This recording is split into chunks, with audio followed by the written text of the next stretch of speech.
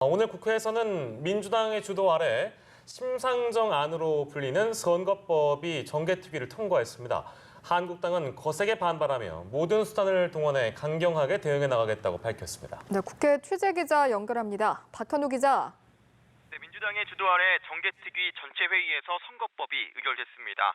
정개특위 위원장인 민주당 홍영표 의원은 오전 회의에서 이른바 심상정안을 표결에 붙였는데 민주당 위원들과 바른미래당, 정의당, 무소속 위원 등 총 11명이 찬성표를 던지면서 가결됐습니다. 이 과정에서 나경원 원내대표를 필두로 한국당 의원들이 단체로 정개특위 회의장을 찾아 강하게 항의하면서 한때 회의장이 아수라장이 되기도 했는데요. 다만 오늘 대립 과정에서 여야 간 물리적 충돌은 없었습니다. 한국당 의원들은 선거법 의결 직후 긴급 의총을 열고 향후 대응 방침을 논의했는데요. 나 원내대표는 민주당이 민주주의의 기본 질서인 선거제마저 법과 질서를 유린해가며 힘의 논리로 바꾸려고 한다며 국민과 함께 탄핵할 것이라고 경고했습니다. 또 앞으로의 패스트트랙 지정 법안 논의 과정에서 정치 협상은 일절 없을 것이라며 정개특위 위원장과 소위원장을 직권남용 혐의로 고발하는 등 법적 대응도 해나가겠다고 밝혔습니다. 네, 이런 가운데 여야는 조국 법무부 장관 후보자에 대한 검찰 수사를 두고도 연일 날선 공방을 벌이고 있죠. 네, 민주당은 조국 후보자와 관련한 한국당의 문제 제기는 터무니없는 압박이라고 비판했습니다.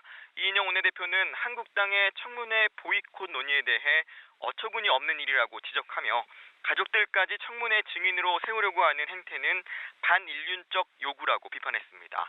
이어 검찰의 조 후보자 수사에 대해서는 정치적 중립을 훼손하는 행위가 반복된다면 검찰 개혁에 대한 국민적 요구가 거세질 것이라고 경고했습니다. 반면 한국당은 조 후보자가 가야 할 곳은 인사청문회장이 아닌 법정이라며 공세를 이어갔습니다. 황교안 대표는 조 후보자는 청문회에 설 자격이 없다며 스스로 정신이 있다면 제대로 된 사람이라면 바로 사퇴해야 한다고 밝혔습니다. 나경원 원내대표도 범죄 혐의자를 장관으로 임명하려고 하고 비호하는 민주당이야말로 나라를 어지럽히고 국민을 무시하고 있는 것이라고 비판했습니다.